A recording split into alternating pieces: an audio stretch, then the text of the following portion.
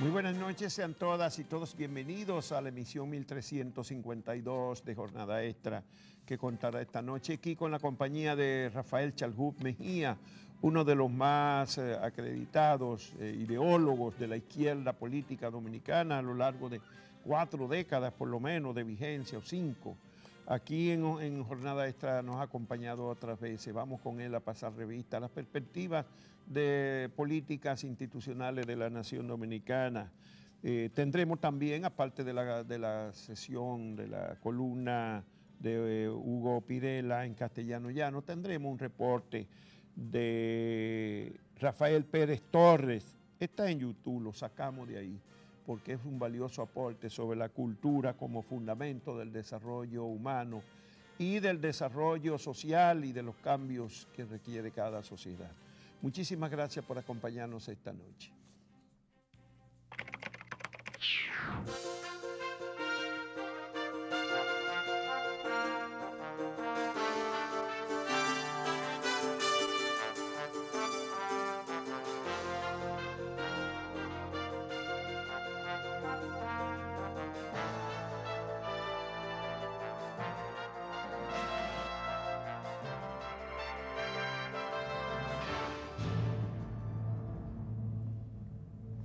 La comisión bicameral que estudia el proyecto de ley de partidos se reunió de nuevo en 2 ocasiones esta semana tratando de avanzar en el conocimiento de ese proyecto de ley luego de que fuera aprobada en el Senado de la República con la calidad de primarias abiertas. Bueno, esta semana ya hay un acuerdo virtual, ya están dando los últimos toques a un acuerdo que implica que cada partido pueda escoger el método de primaria que considere apropiado, o sea, con el padrón propio o con el padrón universal de la Junta Central Electoral, que es el que llaman abierto, padrón abierto. Todavía al caer la semana quedaban algunas resistencias. Esta vez las diferencias parecían estar en torno al sector que encabeza el expresidente Leonel Fernández, que preferiría que se estableciera primaria cerrada, o sea, con los padrones de cada partido nada más, sin dejar la opción de que pudiera ser abierta. Pero la corriente de Danilo Medina prefiere que contemplar la posibilidad de que en el PLD sea con el padrón abierto, que se coja el candidato presidencial. Están, por supuesto, también algunos reclamos que han formulado los partidos de oposición. Por ejemplo, el jueves se emitieron un comunicado conjunto, 11 partidos, insistiendo en que hay que ir muchísimo más allá del método de primaria y que están pendientes todavía en lo que aprobó el Senado de la República, hacerle modificaciones para restaurar el propósito original del proyecto de controlar las finanzas de los partidos, hacerla transparente, de rendir cuentas, de que haya equidad en el financiamiento, mayor equidad en la distribución de ese financiamiento. Por ejemplo, el Senado redujo de 25 a 10% la proporción del financiamiento público dedicado a formación y educación, y esos partidos pues piden que sea un poco más. Que vuelva al 25. Si no al 25, que no sea una reducción tan drástica de 25 a 10%. Y otros planteamientos que quedan pendientes para cuando se conozca, tal vez la próxima semana o dentro de 2 o 3 semanas, definitivamente la Cámara de Diputados llegue con un proyecto más consensuado y mejor que el que hemos tenido, que el que salió del Senado de la República hace 3 semanas. Bueno, la olla está ardiendo en el Partido de la Liberación Dominicana. Esta semana la unidad de análisis del periódico The Economist de Gran Bretaña sitúa al expresidente Leonel Fernández casi como seguro candidato del Partido de la Liberación Dominicana y dice incluso presidente de la República. Pero en el PLD esta semana lanzó su candidatura Carlos Amarante Baret y el jueves Andrés Navarro decía que estaba preparándose para iniciar sus aspiraciones, y eso implica que en el área del danilismo públicamente por lo menos ya 3 colaboradores de Danilo Medina han lanzado su candidatura. Bueno, The Economist también se refería a la situación de que tiene el gobierno de incertidumbre por el decrecimiento de la economía y problemas como el de Odebrecht. Se refiere específicamente a la pérdida de crédito que ha tenido el presidente Medina y su gobierno por el escándalo Odebrecht y deja abiertas algunas interrogantes. Concluye en que no en principio cree que el candidato presidencial del PLD será el expresidente Leonel Fernández, pero tampoco cierra definitivamente la puerta a que Danilo Medina pudiera imponer una nueva reforma de la Constitución para reelegirse.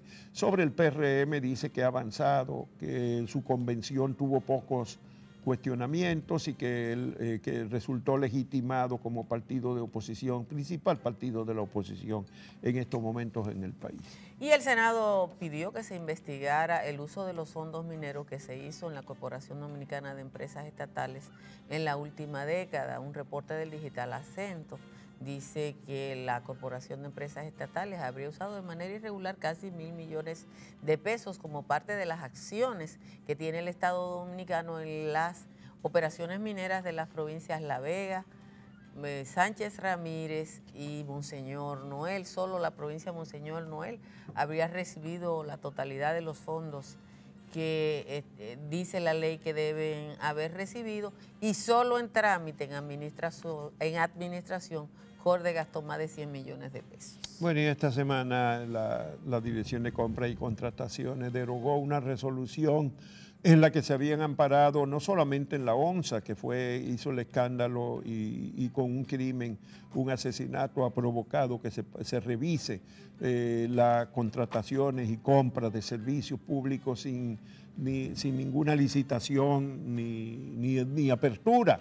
Y eso pues se revisó después de varios años en que tuvo de vigencia y permitió que se hicieran muchos desaguisados. Repito, no solo en la ONSA, sino en muchas otras instituciones del Estado. Bueno, un reporte indica que el servicio de la deuda del sector público creció un 15% este año, y ese servicio de la deuda son parte de los aspectos negativos de la gestión de Danilo Medina, que citó precisamente el periódico The Economist en el análisis que hace de la situación política a partir del efecto que tiene en la gestión de gobierno. Bueno, la deuda pública total consolidada creció el año pasado a un ritmo de unos 10 a 12 millones de dólares por día. Eso quiere decir más de 500 millones de pesos cada día. Y digo, una suma pero verdaderamente respetable, más de 500 millones de pesos cada día que buscó prestado el gobierno, el Estado, para sustentarse durante el año pasado. En el crecimiento de la deuda, no en lo que buscó, sino en cuánto creció en el año entero. 2 accidentes de tránsito se llevaron 8 ciudadanos el martes de esta semana, 6 muertos en un accidente en San Francisco de Macorís y 2 muertos en la provincia de Montecristi con apenas horas de diferencia. Bueno, eso puso de nuevo sobre el tapete el drama de las muertes por accidente y los lesionados que hay cada año en la República Dominicana, que encabeza a nivel mundial, con una excepción de una pequeñita isla del Pacífico. Nosotros tenemos la mayor tasa de muerte por accidente de tránsito en el mundo entero. Es decir, es una epidemia nacional, pero nadie quiere asumirla como tal.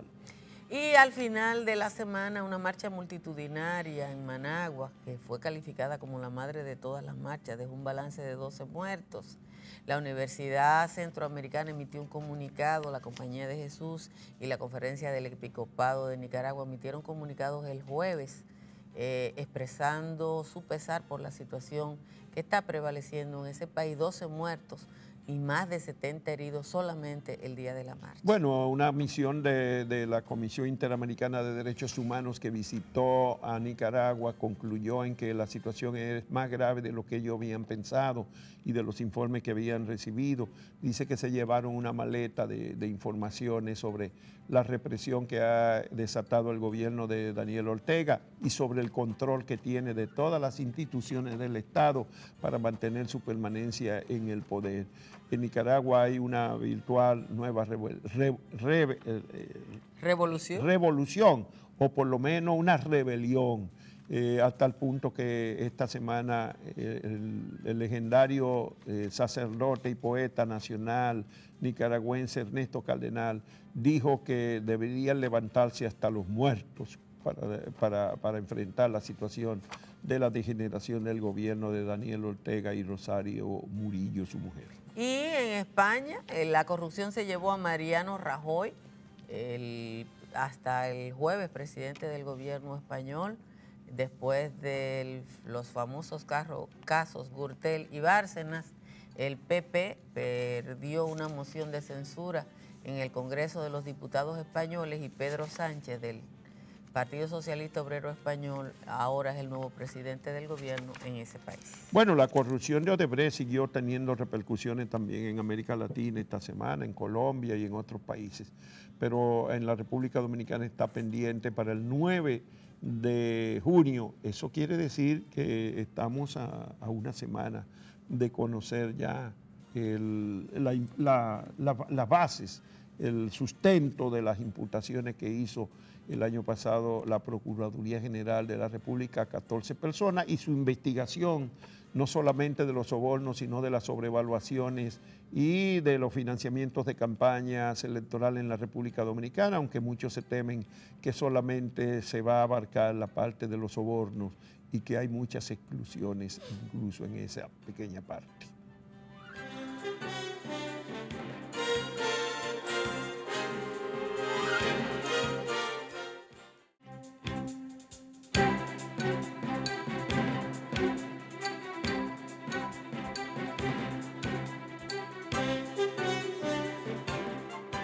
Saludos, bienvenidos a este nuevo espacio.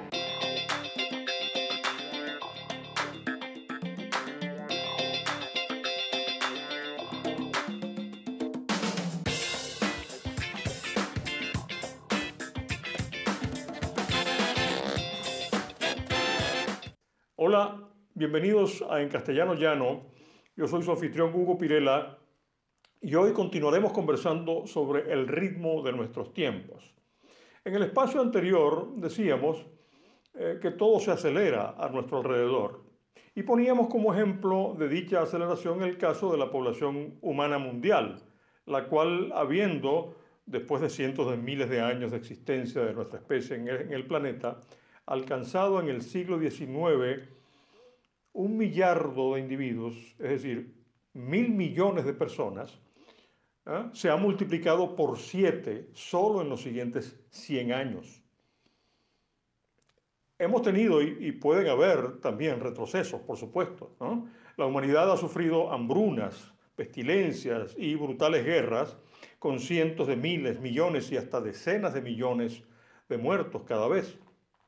La llamada peste bubónica en la Edad Media europea, por ejemplo, borraba del mapa aldeas enteras de la noche a la mañana. 25 millones de muertos en menos de 5 años, cuando la población del continente entero era solo de 75 millones.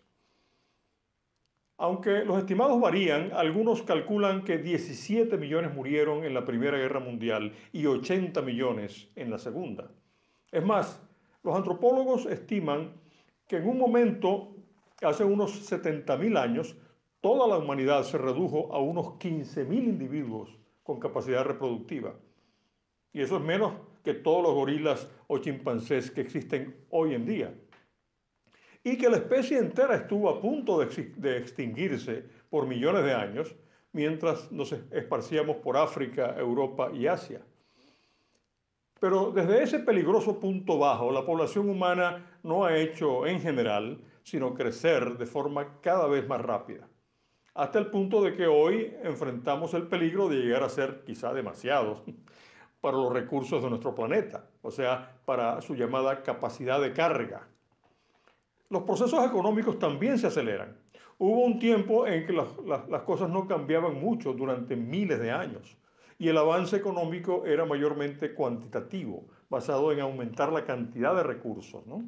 Lo que se llama el uso de factores, explotando nuevos yacimientos naturales, como cuando pasamos de la edad de piedra a la edad de bronce, o de la de bronce a la de hierro, o apropiándose de más grandes fuentes de riqueza, como cuando el Imperio Español creció basado simplemente en la captura de más y más oro y plata de los territorios conquistados en América, o añadiendo nueva tierra al cultivo y la explotación, como durante la primera expansión de la frontera oeste de los Estados Unidos, desde finales del siglo XVIII hasta mediados del XIX. Luego, con la llamada Revolución Industrial, las cosas comenzaron a cambiar más rápida y cualitativamente.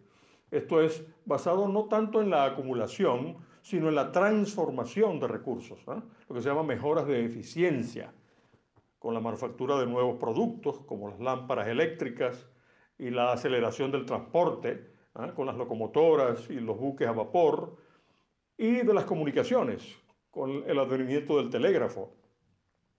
En nuestros tiempos no solo todo cambia mucho más rápidamente, sino que el motor del crecimiento económico es el propio cambio.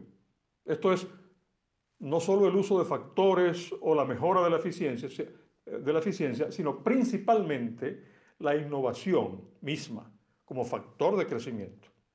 Desde luego, también ha habido retrocesos económicos. Durante la llamada Gran Depresión, desatada en 1929, multitudes de desempleados llenaron las calles de Nueva York y Chicago.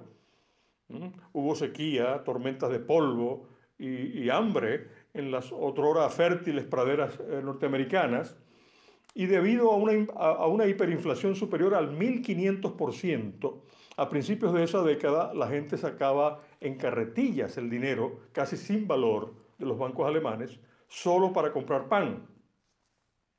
Aún así, el cambio acelerado continúa, como lo demostraremos en castellano llano en nuestra próxima cápsula. O si lo prefieres, puedes ahora mismo acceder a y compartir las conferencias completas en nuestro canal digital que aparece en pantalla. Mientras tanto, amigos remotos, celebremos que tenemos la capacidad de aprender lo que aún no sabemos y que hoy quizá ustedes y yo sabemos un poquito más. Hasta la próxima.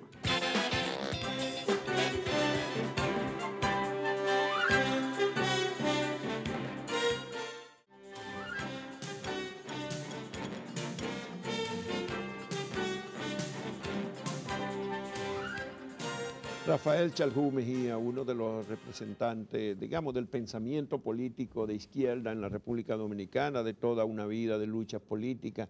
Desde la caída de la tiranía de Trujillo, era un jovencito, un muchacho, cuando empezó a militar en el movimiento revolucionario 14 de junio. 14 de junio. Y a partir de ahí ha pasado por 2 o 3 organizaciones políticas, pero siempre ha mantenido los principios. Y escribe, articulista, escritor de libros, autor, investigador sobre el folclore dominicano, también, particularmente sobre el merengue y algunas otras manifestaciones culturales de la nación dominicana. Rafael, la perspectiva del país, 57 años se cumplieron ya esta semana pasada del ajusticiamiento del tirano Trujillo. ¿Cómo ve la República Dominicana a casi 6 décadas de ese capítulo? Licenciado, muchísimas gracias. Con la misma amabilidad de siempre correspondo a su invitación y a esa presentación que usted me hace, la de siempre, tan elogiosa. Yo sé que usted me quiere mucho. Y no, que a pero veces, usted tiene 2 o 3 libros sobre la izquierda dominicana, que bastante autocríticos, dicho sí, sea de no, paso, y sus artículos lo han sido siempre. A veces se deja cegar por el cariño. Bueno, pienso que hay avances innegables, el más importante de los cuales para mí es la libertad política. Una apertura política que costó mucha sangre, pero que la tenemos. Y eso es... Y que se ha mantenido a pesar de que hubo momentos difíciles. Así es, se ha mantenido, sí. Entonces, crecimiento económico, había una sola universidad cuando Trujillo, ahora hay una cantidad bastante respetable, más periódicos, más pluralidad, en fin. Bueno, también esta era una sociedad todavía de 3,5 millones, 4 de habitantes cuando mataron a Trujillo. Cuando mataron a Trujillo, y hoy somos 10, en una época sí, de muchos cambios políticos, sociales y económicos en el mundo. Un recurso valiosísimo que es el recurso humano más numeroso en un país, eso vale mucho. Pero pienso que en el plano político e institucional estamos en el caso de que a Trujillo hay que matarlo otra vez. porque aunque se le mató como justamente se lo merecía, el trujillismo como cultura política, como estilo de ejercicio del poder político, como control de las instituciones desde el Poder Ejecutivo sigue vigente. Fíjese la crisis institucional que tenemos. No hemos podido darle vigencia a la separación de los poderes del Estado absoluto. que proclama la Constitución. Ninguno. El control que tenía Trujillo sobre el Congreso, el que tenía Balaguer, un Congreso de levantamanos, el control de la justicia. Recuérdese que cuando en los 12 años, para no hablar ya de la era de Trujillo propiamente dicho, sino del trujillismo reciclado y renovado con Balaguer, había jueces que eran militares activos. Sí, claro. Y obedecían a su comandante, no a su íntima convicción. El fiscal del distrito era un coronel de la Marina de Guerra, sí, su amigo Cano Fue González. durante un tiempo, sí. Entonces, ¿de dónde viene todo eso? Del hecho histórico fácil de comprobar de que a la muerte de Trujillo, los norteamericanos, por el temor a otra Cuba en el Caribe, como ellos decían, tomaron la República Dominicana en sus manos. Y se dispusieron, bueno, hasta el propio presidente Kennedy dijo que habían 3 opciones: el trujillismo, un gobierno decente y democrático, o una revolución a lo Castro, decía él, y que no debían renunciar debían aspirar a lo segundo, a un gobierno decente, sin renunciar a lo primero, el trujillismo, hasta no estar seguro de evitar lo tercero. Que era un fidelismo. Que era un fidelismo. Entonces, esa transición que se hacía inevitable y que los que nos oponíamos a Trujillo creíamos que venía casi automáticamente, porque así se pensaba en aquellos años infantiles del movimiento de izquierda y hasta del movimiento político en sentido general, esa transición quedó trunca. A la maniobra de los norteamericanos se prestó la Unión Cívica Nacional, que abandonó su falso trujillismo y se acogió a lo que los norteamericanos querían para mantener el trujillismo sin Trujillo. El Consejo de Estado, que cayó bajo control de la Unión Cívica Nacional después del primer Consejo de Estado encabezado por Balaguer, lo presidía una figura prominente del trujillismo, que era el licenciado Bonelli, Rafael F. Bonelli, el profesor Juan Bosch, a la cabeza del Partido Revolucionario Dominicano, que planteó la política de borrón y cuenta nueva. Él dijo que eso se debía al concepto que él tenía de que la lucha tenía que ser en el plano social, cuando en realidad de lo que se trataba era de una transición política. Lo social venía por añadidura junto a lo político y él olvidó lo político y le tiró la toalla al trujillismo. Entonces, con esas fuerzas que eran las principales conjugadas, la izquierda, que no tenía ni madurez ni fuerza para evitar lo que pasó, no pudo ejercer la presión necesaria encaminada a desenterrar el trujillismo. Bueno, pero hubo un capítulo de importante que pudo haber sido digamos, la decantación de esa situación del trujillismo, que fue la revolución constitucionalista. Lo único que entonces volvió a operar el pánico americano a otro Fidel Castro y vino invasión de la República Dominicana. O sea, hubo en el país un gran capítulo que pudo haber roto con una ruptura fundamental con el trujillismo. Así es. Lo que ocurre es que el profesor Juan Bosch ganó las elecciones limpiamente en el 62 con el voto trujillista, que al impedírsele a Balaguer ser candidato presidencial, ese voto trujillista quedó flotante y él se lo ganó. ¿Pero a qué precio? Sí. Todas las instituciones del trujillismo y la doctrina trujillista quedaron vigentes y en nombre del anticomunismo, que fue la bandera de Trujillo, tumbaron al profesor Juan Bosch. Vino la Revolución de Abril y como el trujillismo había conservado sus bases poco menos que intactas, se restauró en el poder con todas sus consecuencias. Con el apoyo de la invasión extranjera. Justamente un 1 de junio, como el que acaba de pasar, de 1966, con el apoyo norteamericano. Balaguer 8 años, decían los marines que ocupaban el país cuando esas elecciones, y está súper documentado. Pero eso no fue el 1 de junio, sino de julio. No, ¿Fue de el junio? 1 de julio se juramentó Balaguer. Ah, la elección fue el 1 de junio. ¿Cómo no? Ya yo estaba estudiando en México, así que yo ese Exactamente. periodo no lo viví directamente. Le tocó vivir las consecuencias de Sí, las sí, elecciones sí. aquí entonces Sí. y sufrirlas con creces. Bueno, entonces se restablece el trujillismo, el neotrujillismo con Balaguer a la cabeza, una figura. Balaguer fue quien redactó el manifiesto del 23 de febrero de 1930, que fue la acta de nacimiento de la era de Trujillo. Bueno, pero pasamos ese proceso y hemos tenido en el 78 un intento de transformación democrática del país. Hubo también. El cambio sin violencia. Hubo también algunos avances. Qué magnífica pero oportunidad. tal vez, licenciado, las fuerzas políticas y las de la izquierda no pudieron o no supieron aprovechar esa coyuntura. Sí. Se desarrollaron muchos grupos políticos, sí. muchas libertades, Sí. los sindicatos resurgieron, pero no resurgió, no se ha logrado renovar una organización política ética, Sí. de profundas raíces éticas en la sociedad dominicana. ¿Qué ha pasado? Usted sabe que el cambio del 78 fue transado.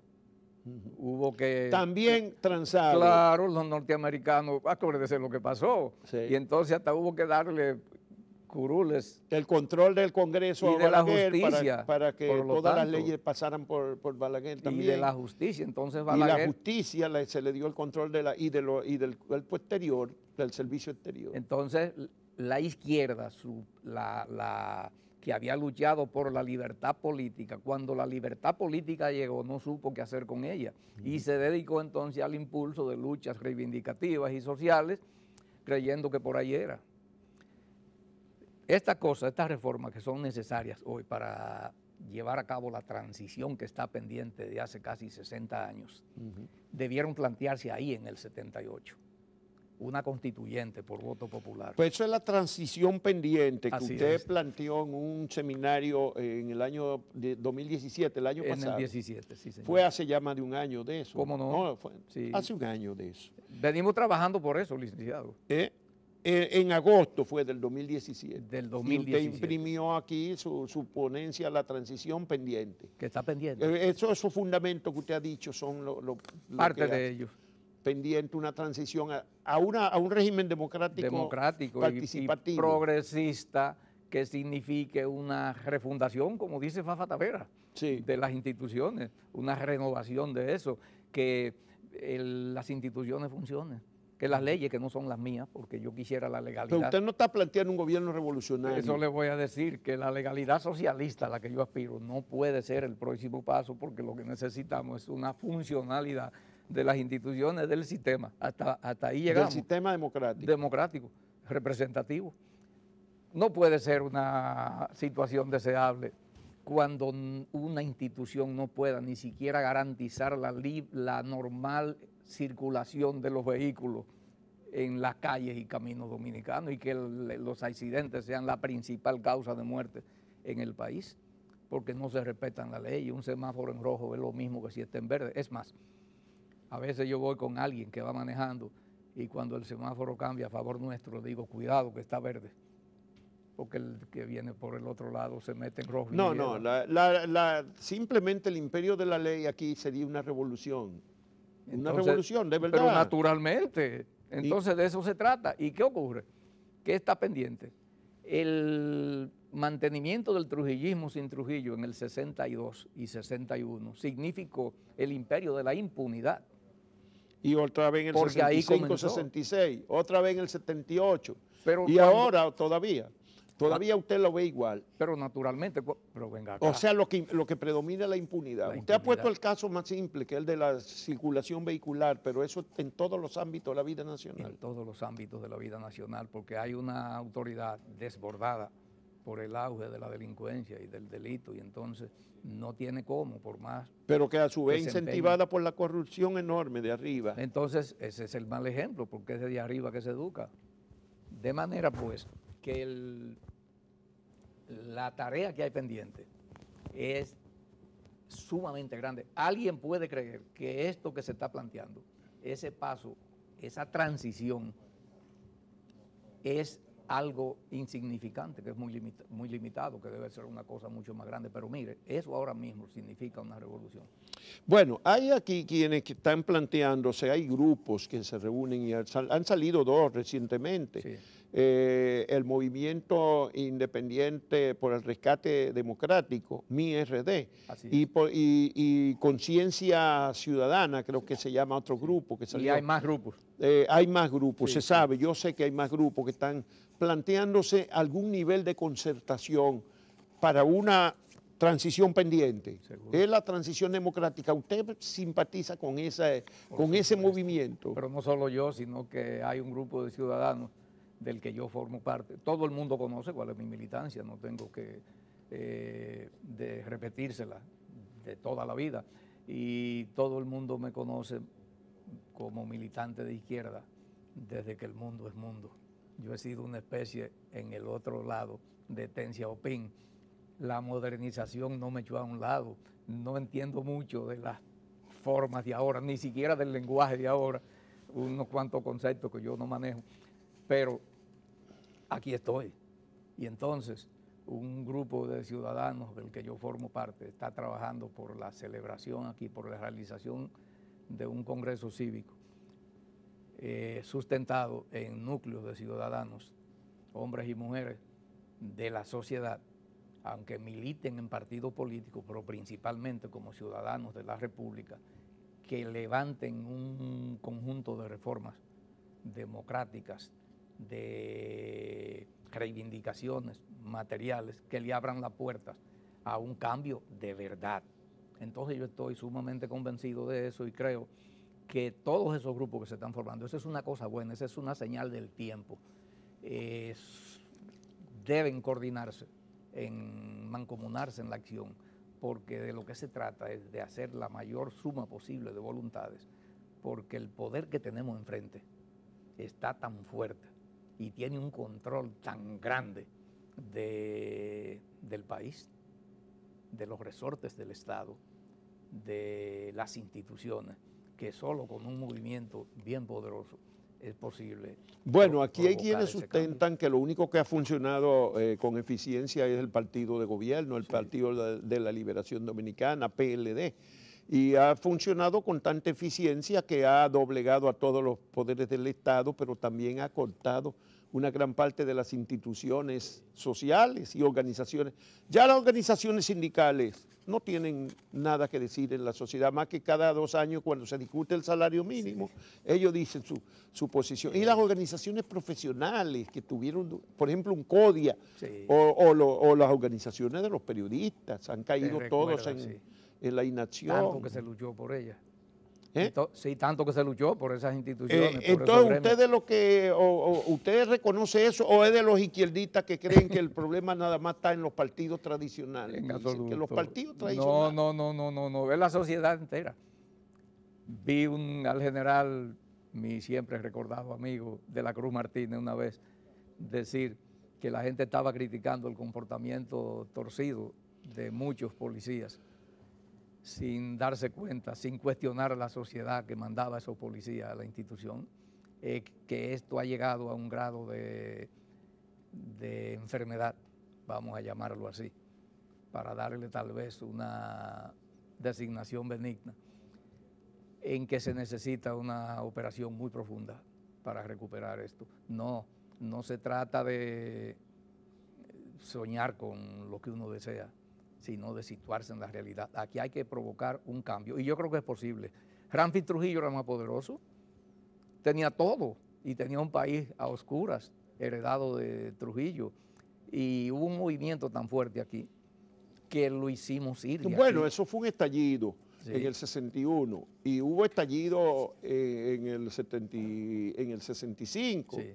Pero el 78 también, Bueno, en el 78 no fue un estallido, pero sí a partir de unas coyunturas electorales se hizo un gran frente político social. Pero que venía gestándose desde antes del 74. De los 70, Recuerdes 74. El papel del Acuerdo de Santiago. Exacto, para el 74. Usted escribió un libro sobre ese capítulo. Con la ayuda suya.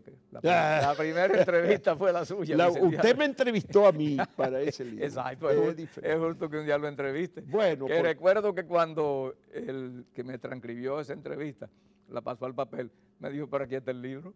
Sí, bueno, usted fue testigo. es que yo fui reportero y protagonista de ese periodo. Pero reportero en la calle. Sí, en la calle. En la calle. En la calle 72-74. Sí. Mi único periodo de reportero, yo lo he hecho de menos. Ese sí fue jugoso. Porque después me burocraticé por completo en el periodismo. No, me quedé en las redacciones de director, pero perdí el contacto con la calle. Bueno, en esa época fue que yo conocí realmente a Rafael Chalfú Mejía. Ahí fue que nos conocimos en ese periodo. Sí. Usted estaba en la calle y ahí nos encontramos. Sí, en la clandestinidad. En la clandestinidad suya, porque yo era en la vida pública. Sí, bueno. Sí. Pero tan vigilado como yo. Es más, usted estaba más a la vista. Pues sí, pero era diferente. Mire, licenciado, entonces, licenciado nos decíamos en la época y todavía se nos queda, porque era una manera de no identificarnos hablando por teléfono. Pero de los pocos a los que yo permito que me digan licenciado, es usted. Sí, porque yo le decía licenciado a todos los izquierdistas. Percio Maldonado y algunos más. Me decían licenciado y así le decíamos para que Fran Cabral tenga por lo menos el problema de adivinar cuál de los licenciados que están hablando, porque si uno se identifica de antemano, ya para qué hay que darle trabajo a los espías. Yo creo que se ganen la plata.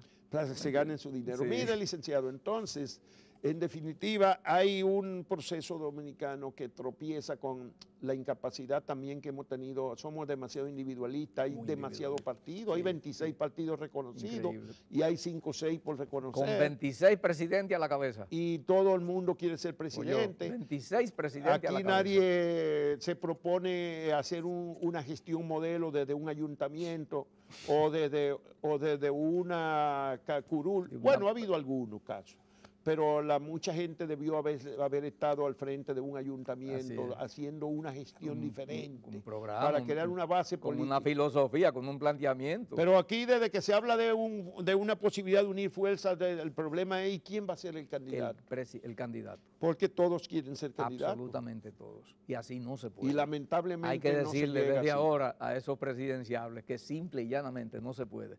Sin algo de renunciación, la República Dominicana va a pasar mucho trabajo. Y hay la convicción de que al aparato de dominación del PLD no se le gana cada uno por su lado, que tiene que haber una conjunción de fuerza para aún así y más aún, ver si es posible. La suma completa de todos los partidos no le gana al Partido de la Liberación Dominicana. Se necesitan la suma de los partidos y de la sociedad, que eso es lo que hay que entender, que porque aquí está el presidente Danilo Medina, por ejemplo, ha bajado mucho en sus preferencias, pero todavía conserva una base.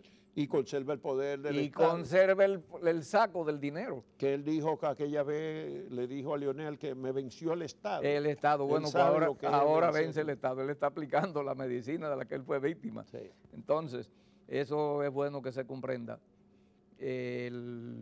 Aquí se necesita una suma de voluntades, porque si no es así, podría producirse el desplazamiento del Partido de la Liberación Dominicana. Vamos a imaginárnoslo con un esfuerzo muy violento de imaginación que lo desplacemos. Y si no hay una base que sustente la nueva gestión, vuelve a lo mismo. Bueno, pero ahí bien tropieza con que en el sector en que usted se ubica, en la izquierda, de una vez dicen, bueno, pero es para poner a fulano para cambiar un simple cambio de hombres. ¿Quién se lo Tenemos dijo que hacer un cambio del sistema. Pero, entonces se pasan la vida esperando el cambio del sistema. ¿Y quién se lo dijo a ellos que para un cambio de... ¿Quién le dijo a los que puedan decir así que es por un cambio de hombre que hay que luchar? No, señor, es por un cambio de sistema. Pero del sistema de agotamiento de las instituciones actual que vaya... a un sistema democrático. Democrático y a un avance. Al fortalecimiento de las instituciones. Porque a la montaña más alta y al camino llano también solo se llega paso a paso. Se puede saltar, pero al fin y al cabo eso es lo que es un paso más largo. Y si yo y hasta usted, que hemos bregado tanto y que tenemos tanto tiempo y tantos años encima, tenemos la paciencia de decir que paso a paso y la voluntad de enfrascarnos en un trabajo cívico, paciente y organizado, porque hay gente más Bueno, joven que yo he nosotros visto ese se proceso desespera. muchas veces desde los años 90, ese proceso de intento de repetir lo que fue el éxito del Acuerdo de Santiago Sí. para el 74 Sí. o del Acuerdo de Santo Domingo para el 78. Ahí se ve la falta que ha hecho Peña Gómez. Sí, bueno, es que Peña Gómez era un concertador nato, él era sí. de una naturaleza Sí, así tan es. dada al encuentro con la gente, o sea, era un arreglador No, de eso, cosas. Todo. un componedor. Increíble, a veces exageradamente Sí, arreglador. así es. Tanto que a veces hizo arreglos que eran exageradamente Sí, complacientes generosos. con la gente. Y que le costaron a veces Y el le poder. costaron a él. Él mismo lo reconocía. Sí. Al final de su Pero es vida, que él era así. en la última entrevista que yo le hice, él me dijo a mí que lo que más, cuando yo le dije que la política le estaba acabando la vida, me Sí. dijo, lo que me acaba la vida no es la política, sino los políticos. Los políticos. La forma, la ambición de la gente. Empezó a hablarme de eso. Sí. Yo Me recuerdo dio mucha pena. Dulce y mi familia, yo lo visitamos en Miami cuando él estaba en convalecencia. Yo trabajaba en última hora en ese tiempo y aproveché para hacerle una pequeña entrevista. Y me dijo, mi aspiración es, desde que me recupere, tratar de reeditar la alianza histórica del Partido Revolucionario Dominicano con la izquierda, que tiene tanta fuerza en las organizaciones populares y en los movimientos sociales. Y que ponía fuerza moral, una concepción del Estado no para... Y que siempre reconoció a la izquierda, Sí. a diferencia de otros líderes que la denostaban y a veces la maltrataban. Bueno, pero yo digo que he visto ese proceso muchas veces, pero ahora yo no sé, como que siento que por primera vez tiene como una cierta base, una vía. Yo le veo alguna posibilidad esta vez.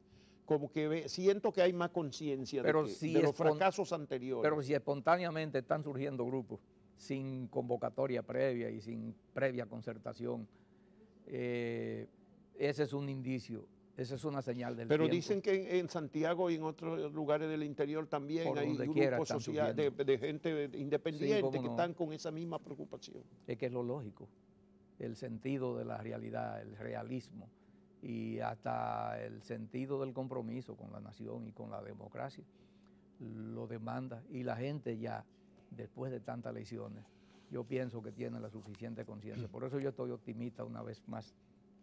Bueno, Estoy ahora mismo militando en el bando del optimismo. Estamos a punto de concluir el larguísimo debate sobre la ley de partido, pero se teme que no va a ser la ley de partido que se ha buscado consensuar, que va a quedarse en muchas cosas. Por ejemplo, uno se ríe de los límites que han puesto al gasto en pre-campaña, que un precandidato pueda tener un límite que puede llegar hasta 700 millones de pesos para un candidato a la presidencia. Y yo digo, ¿y eso es poner límite? 700 millones de pesos sería ponerle límite. La vez que Balaguer le puso límite al latifundio y dejaba la GOL completamente intacta. Sí. Entonces, ningún límite. 700 millones de pesos. Bueno, porque ellos dijeron que podía ser el 1% de lo que, o sea, máximo que podía recibir un partido en un año. Y eso era lo que recibió en las elecciones pasadas, da 700 millones. Imagínense. Eso es lo que se estimó, que Sí. sería con el 1%. Vamos a ver en qué termina ese debate en la Cámara de Diputados y ojalá que esa no sea una de las tareas pendientes de ese movimiento cívico y político que yo espero que se ponga en pie en nuestro país. Bueno, y que ejerza su influencia positivamente en la coyuntura electoral. Bueno, pues muchísimas gracias, Rafael Chaljú Mejía, por la comparecencia de esta noche aquí en Jornada Extra, como siempre, con el cariño de siempre. Gracias, gracias. Salúdeme, doña Dulce. Será saludada en su nombre, igual a la licenciada Rita.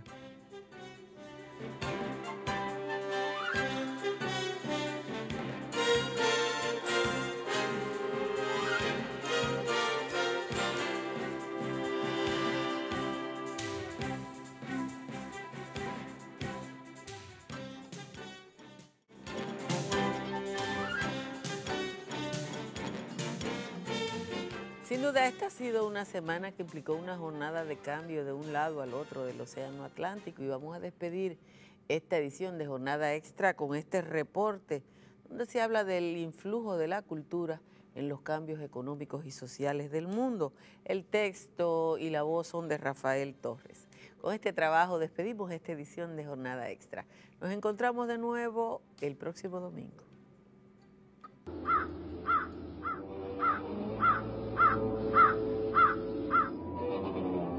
cría cuervos. Nunca quiso escucharme.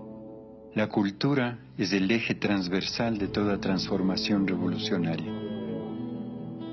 Un pueblo sin cultura solamente podrá aspirar al cemento armado y al último modelo de carro. La nueva clase media olvida pronto a quien posibilitó su ascenso y se convierte en estrella semanal del supermercado. La competencia empieza a ser la ideología de los más media y el vestido de marca se transforma en su piel. Dios es el mercado, el centro comercial la nueva iglesia y el cliente su esclavo fiel. La honradez, la lealtad, la solidaridad son lobos esteparios arruinados. El pueblo, gordo de avaricia, tambaleándose en la nueva realidad, no sabe qué hacer con lo que tiene. Le han caído del cielo los hospitales, las universidades, las carreteras, el trabajo, el sueldo mensual, las pensiones. Ahora sí puede carajear, ahora sí puede insultar, solazarse y manifestar su ego escondido. Ahora nadie le ningunea. Puede hasta dilapidar y enseñorearse y pervertirse porque es su derecho. Nadie le quita su derecho. El Estado vigila y propone su derecho. Se le entregó el pez sin enseñarle a pescar. Analfabeto de principios y de símbolos, su egoísmo, su individualidad, su mediocridad, su ambición están garantizadas. Nunca quiso escucharme. Lo primero que define y permite una transformación es la cultura. Y la cultura es la percepción que tenemos del mundo, la forma en la que accedemos al otro, la posibilidad de llenar el espíritu de una sensibilidad bondadosa. Es la fuente de nuestro comportamiento y la herramienta para manejar el buen vivir en la sociedad, en la comunidad, el aprendizaje diario de la generosidad y el respeto al otro. En la televisión, denigrantes de estereotipos de nosotros mismos. En el cine, la manera más sofisticada de asesinar a tu padre. En la política, falsos profetas. En la administración pública, prestidigitadores del hurto. En la escuela, el implacable ejemplo de las drogas. En la familia, la violencia y el alcohol como un mueble más. En la vida cotidiana, la grosería, el trato burdo, el insulto brutal. Amores eternos que terminan en la comisaría. Deseos de que a nuestros hermanos les azote otro terremoto por no pensar como uno. Por eso hay que llegar al pueblo con humildad. Por eso hay que tocar sus resortes guardados para que salte su sensibilidad. Por eso hay que llenarlo de poesía y de música, y de literatura y de teatro, y de la sabiduría y el ejemplo de los hombres y mujeres que construyeron la patria. Por eso hay que poner en sus manos el arte, la ética, la estética, porque si para algo sirve la cultura, es justamente para eso, para sensibilizarnos, para hacernos más comprensivos e incluyentes. Nunca quiso escucharme. Y ahora la ceguera de un pueblo aturdido, de un pueblo al que no se le dio la oportunidad de abrir su corazón a la cultura, da cabezazos, grita y blasfema, sintiéndose olvidado y herido, dispuesto a sacarte los ojos.